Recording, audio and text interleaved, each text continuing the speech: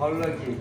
পরিপূর্ণ মন্দির প্রাঙ্গণ, সকলে মিলে এই যে আকুলতা নিয়ে মন্দিরে আসা, এই ব্যাকুলতা নিয়েই যেন ফিরে যায়। ব্যাকুলতা ছাড়া ভগবানকে পাওয়া যায় না, কোনো কিছুতেই ভগবানকে পাওয়া যায় না। ভগবানকে পেতে হয় হৃদয়ের ব্যাকুলতা দিয়ে। আমি যত ব্যাকুল হয়ে উঠি তাকে খুশি করার জন্য, তাকে কাছে পাওয়ার জন্য, তাকে অনুভব করার জন্য, আর ততই ভালো থাকি। খুব ভালো লাগছে। আজকে খুব ছোট ছোট ছেলেরা আলোচনা করলো ঠাকুরের কথা, তাদের জীবনের অনুভূতির কথা। কেমন করে ভাবে, কখনো কখনো কোনো কথা বলতে গিয়ে হয়তো ভুল হতেও পারে, কিন্তু হোক, তবু সাহস করে আমি আমার মনের কথা বলি, আমার ভালোবাসার কথা বলি। ভালোবাসতে কেমন লাগে, আর সেই ভালোবাসায় নিজেকে উজাড় করে দিই, তাহলে ভালো লাগে। আর সকলকে নিয়ে চলা। আজকে যে সময়টা আমরা বাস করছি বড় অসহিষ্ণু সময়। কেউ কাউকে সহ্য করতে পারে না, কেউ কাউকে মেনে নিতে পারে না। কোনো সিদ্ধান্তই পারিবারিক জীবন থেকে আরম্ভ করে সামাজিক জীবন পর্যন্ত সর্বত্র ছড়িয়ে পড়েছে অসহিষ্ণু। আচার্যদেব বারবার কল করেন, ঠাকুর যে সহিষ্ণুতার কথা বলেন, সবাইকে নিয়ে চলার কথা বলেন, একসঙ্গে চলার কথা বলেন। একা একা চলা পৃথিবীতে সবচেয়ে সহজ কাজ। আমি আমার মতো করে চললাম, আমার মতো করে সঞ্চয় করলাম, আমার মতো করে বিদ্যা অর্জন করলাম, আমার মতো করে চললাম, কিন্তু সকলকে নিয়ে চলা এর সাধনা। সকলকে নিয়ে একসঙ্গে কেমন করে চলতে পারি, ঠাকুর সেই কথা বলেন। সারা জীবনে তিনি মানুষ নিয়ে চলেছেন। মানুষকে নিয়ে চলতে কি কত নানা রকম পরিস্থিতির সম্মুখীন হয়েছেন তার ঠিক ঠিকানা নাই। সেই পরিস্থিতির কথা ভাবলে আমরা শিউরে উঠি। এমনকি তাকে মানে পুলিশের কাস্টডির কাছাকাছি আজ পর্যন্ত যেতে হয়েছে, তবু কিন্তু তিনি তার জায়গাতে ছাড়েননি। মানুষ মানুষ ছাড়ে।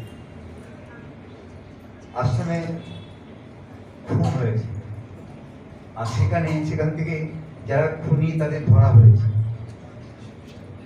কিছুদিন পরেই আশ্রমে একটা অনুষ্ঠানে শহরে বড় বড় কর্মকর্তারা এসছে, প্রশাসনের কর্মকর্তারা এসছে। আর সেই অনুষ্ঠান শেষ হওয়ার আগে ঠাকুর সেখানে গিয়ে দাঁড়িয়ে আছেন। আর ঠাকুর আপনি এখানে কাউকে কোনো কথা বলতে দিচ্ছেন না।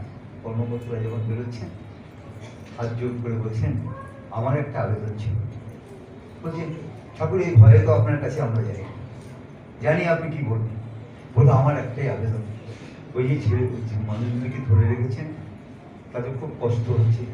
আমি জানি তারা আমাকে খুব কষ্ট দিয়েছে, সেই জন্য আমি কষ্ট পেয়েছি, কিন্তু ওরা যে এখন আটকে আছে সেই জন্য আমার খুব কষ্ট। ওরা যাতে মুক্তি পায়, ওরা যাতে সংশোধিত হয়, আপনি সেই ব্যবস্থা করেন। আমি হাত জোর করে আপনার কাছে বলছি। প্রশাসনিক কর্মকর্তা অবাক হয়ে বলছেন, ঠাকুর আপনার সবচেয়ে বেশি ক্ষতি করেছেন এরা, আশ্রমে সবচেয়ে বেশি ক্ষতি করেছে এরা, আপনি এদের ছেড়ে দিতে বলছেন? আমি যে অক্ষম পিতা, সন্তান যদি ভুল করে পিতাই তো তার ভোগ করে, আর সেই জন্যই আমার একসঙ্গে চলি।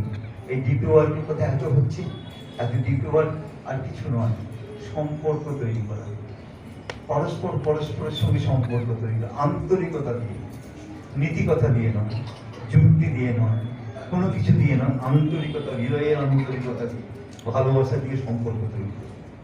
এই খুব ভালো লাগছে।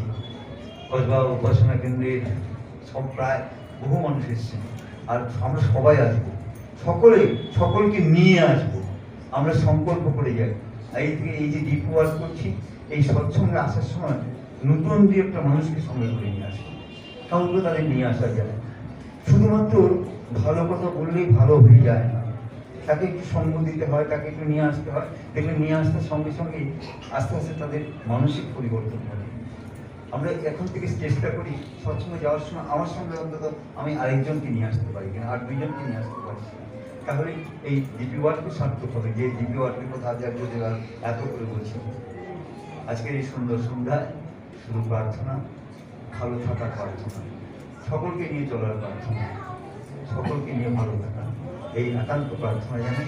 সকলে ভালো থাকেন, সকলকে ভালো রাখেন। জয় গুরু।